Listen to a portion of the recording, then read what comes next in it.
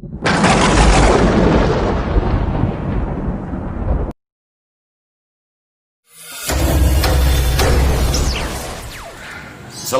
warahmatullahi wabarakatuh.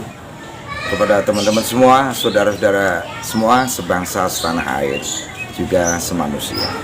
Saya sore hari ini bersyukur dengan mengucap sebaik doa ya. Alhamdulillahirrahmanirrahim. Ini azam yang lama dan selalu diwalah-walahke oleh Gus Usman Arumi mau ketemu Mbak Dian ini. Kapan gitu? Terus, sekarang saatnya kita punya momentum di sini di Pondok Pesantren Miftahul Ulum.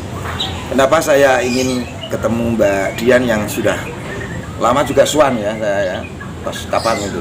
Kapan ya itu ya? Malam-malam itu malam tahun Idul Adha apa Idul Fitri ya? Yes, pokoknya tapi wes pandemi. Ya, aku nggak berani keluar kemana-mana. Tapi waktu itu tapi yang sore apa dulu ketemu kok sore-sore. Waktu itu aku rapid reaktif, terus aku isolasi 14 hari. Ingat tak, pas dirimu nelfoniku, aku posisi di rumah atas karena aku selama 14 hari nggak boleh Terkait ke malam. Ya. Kenapa ini Mbak Dian saya cari? Sebenarnya tidak saya cari karena satu, dia menantu dari guru saya ya, almarhum Kiai Haji Abdul Somad, punya anak namanya Abdul Halim Allah yarham, dan berjodoh dengan Mbak Dian ini punya anak dua laki perempuan, semoga sehat selalu. Amin. Dan ibunya juga kelimpahan rezeki. Amin. Dan tentu saya mendoakan abahnya ini ya, semoga padang kubur, jembar kubur, nikmat kubur. Dan teman-teman, Mbak Dian ini orangnya energik. Nak cara Jawane gandes, luwes, kewes. Satu, dia seorang insinyur arsitek. Arsitek itu tidak sama dengan insinyur biasa karena di sana ada kelengkapan ekologis yang sangat membuat kuliahnya mesti agak panjang dikit dibanding dengan sarjana yang lain, ya kan? Alhamdulillah dulu 4,5 tahun. 4,5 ya, itu berarti ya prestasi banget. Amin. Dan menantu saya juga arsitektur. Oh, subhanallah. Ya, Bu Alhamdulillah. Junifah. Oh, Bu Junifah arsitek juga. Sekarang menggoreskan semacam sketsa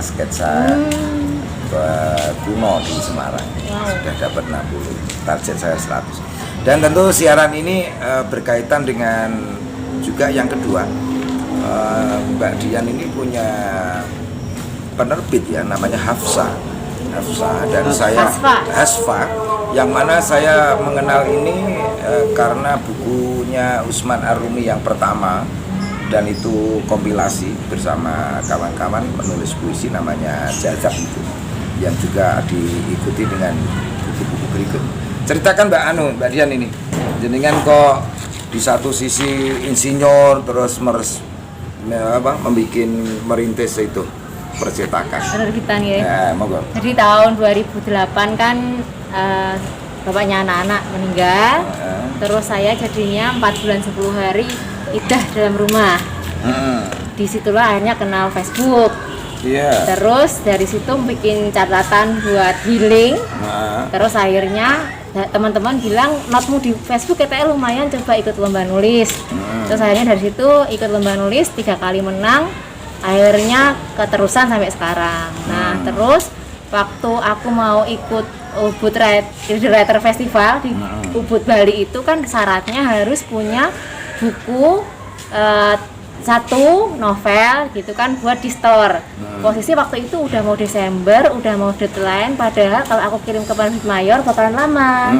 Jadi kata temanku, udah kamu terbitin sendiri aja novelmu Maya Asmara gitu. Dengan cara membuat penerbitan. Dengan cara bikin penerbitan. Dari situlah berangkatnya ada Hasfa. Hasfa itu singkatan dari Hasan dan Fatimah, anakku lanang anakku itu gitu. Rumitkah itu merintis? Enggak, cuma bikin CV, terus daftarkan ke notaris, terus aku daftar ke Perpusnas, terus bikin siup, bikin apa itu, terus akhirnya ya udah jadi itu dari buku Maya Asmara itu yang pertama. Terus setelah itu waktu itu pas kebetulan ada bencana Wasior Mentawai Merapi. Terus sama teman-teman kita bikin kayak charity. Jadi teman-teman dari seluruh Indonesia ngirim puisinya, dari luar negeri juga. Terus kita kurasi dari sekian ratus puisi itu kita pilih sekitar 33 puisi. Jadi satu buku 3 kilo segi. Terus hasil penjualannya untuk korban bencana. Nah dari situlah karena kita rekrut puisi dari seluruh Indonesia itu akhirnya mulai dikenal gitu. Terus dari situ kemana-mana sama termasuk Nurdin punya teman-teman Jadab itu tadinya Usman yang mandegani, jadi santri-santri dari berbagai pesantren diajak bikin puisi bareng. Terus waktu itu kita ke Kediri ya, Tribakti, ke AIT Tribakti untuk launching, dan itu semakin kenalin nih Gus-Gus gitu, termasuk yang pada akhirnya pada sekolah di mana yang itu Yaman apa di mana? Mesir. Yaman. Oh, Yaman, si siapa namanya? Itu terus masuk Usman akhirnya ke Mesir itu sekitar beberapa bulan sebelum si mantra asmaranya lahir. Cerita. Sudah berapa buku Mbak Dian yang Yang terbitin? Oh. Ada 100-an mungkin. Wow. Tapi kan mereka apa istilahnya? Cetaknya dikit-dikit. Jadi ada yang cuma 10, ada yang cuma 20 gitu untuk komunitas. Karena namanya Inti Publisher kan enggak sampai banyak gitu. Aku yang nyetak banyak itu buku-bukunya si Awi Kalaun, Awi Lamongan, putrane Pak Yai siapa tuh? Oh dia juga ke sana beberapa kali. Terus itu ada buku itu aku cetak tuh sekitar untuk bisa masuk ke Gramedia kan cetak 1000 waktu itu. Terus buku-buku yang antologi sama bukan antologi, kumpulan cerpen, bukan kemarin ya. Aku bikin buku perjodohan, cerita tentang pondok pesantrennya mertua. Aspek kan sukanya jodoh-jodohin itu. Nah kisah-kisah perjodohan di pesantren itu aku bikin ke pesantren pondok Jomblang. Kok aku banget itu. Ini salah satu hasil percomblangan dari pondok. Dari pondoknya mertuaku. Kisah kasihnya ada di situ. Itu gimana ya kisahnya itu? Kisah percomblangannya gimana? Ya begini, karena itu ruangnya beda jalan, ketemu hanya ketika rapat. Naos gitu udah. Umi itu kenalan itu sambil nunjukin foto di koran Berita Yuda, koran tentara dulu. Ini Mas Budi, saya menyimpan lama ini foto jenengan pas juara pidato di kota Semarang. Aku batin menyimpan foto itu sudah lama, di clipping gitu loh. Terharu. Nah, bukan sekedar terharu ya, di sana dia sangat, walau niatnya bukan mungkin semacam nanti untuk jodohku, tapi kok saya membaca lain. Ini berarti ada asar di hatinya. Waduh. Nah terus sampean. Lah terus ya gelipitan seperti dirimu antara Cilubang sampai jadi. Ya. Itu berapa tahun nih? Ya lama sih, sekitar 4 tahun. 4 tahun. Tapi kan sering ketemu ya? Nggak bisa ketemu. Dia punya di pondok, kemudian pondok di kampung gitu. Akhirnya tetap berjodoh. Nah, itu Mbak Dian, saya sebenarnya liputan ini dikomentari Gus Usman untuk saya itu ingin mendorong banyak penulis pemula yang mungkin bisa menjadi ajang di Hasfa ini untuk membangkitkan dunia literasi kita. Karena di Demak ini kok jenengan tok ya yang punya penelitian. Kok iman rasanya kalau tidak dikembangkan gitu ya. Iya, entah nanti caranya bagaimana kita saling ngopi untuk berbagi cerita untuk solusi-solusi. Ngono lho, Mbak. Nah, coba Gus Usman dulu. Pengalaman tentang buku Mujazab yang kita lagi sampulnya hijau apa betul kan? Oranye. Itulah seperti iya, ini warna favoritku. Wow. Ini katanya auraku tuh aura oranye. Jadi sekitar tahun 2011 pada awalnya. pertama kali saya dihubungi oleh Nyai Quratul Ishaqiyah Langitan. Itu saya dihubungi untuk mengumpulkan Ning dan Gus Tak Jawa. Pak Jawa Wow. untuk diajak menulis Puisi. puisi. Pada awalnya itu, tapi kemudian karena saya itu sangat sedikit sekali kenal dengan mereka, basic saya itu tidak di sana. Akhirnya saya itu mencari tahu ini mana saja ya yang kira-kira itu memiliki potensi menulis. Kalau Ning dan Gus banyak, tapi yang memiliki potensi menulis itu siapa saja itu kan sulit mendeteksinya. Kemudian saya ngobrol sama Gus Awi, ngobrol sama Gus Ufi juga, itu dikasih rekomendasi. Oh, coba kamu hubungi Lerboyo, coba kamu hubungi sana, coba kamu sana. Nah dari situ kemudian saya mencoba menyeleksi, tapi sebetulnya juga tidak menyeleksi karena saya juga kekurangan link untuk golek bolong ngono tok to kuwi. golek bolong. Dan sebenarnya proses itu sangat sebentar sekali, sangat singkat untuk mengumpulkan dan kemudian membuat satu buku di situ. Sekitar hanya 3 bulan. Dari mulai mengajak sampai hingga terbit. Itu paling cuma 3 bulan. Dicecak berapa nih Mbak Dian? Berapa ya? Dikit ya. Dikit waktu itu. Masalahnya saya juga waktu itu juga hobi menulis pun itu Baru kenal. cuma hobi, belum sampai mempunyai cita-cita menjadi penulis profesional, itu belum. Penulis profesional artinya itu bukan penulis yang terus bukan, tapi menulis sebagai profesi. Kalau sekarang itu saya berani mengatakan begitu karena Wis laris. itu awalnya itu. Nah, ketika saya itu mengirimkan 10 puisi untuk disetorkan ke Mbak Dian waktu itu. Itu juga menulisnya cuma 1 hari.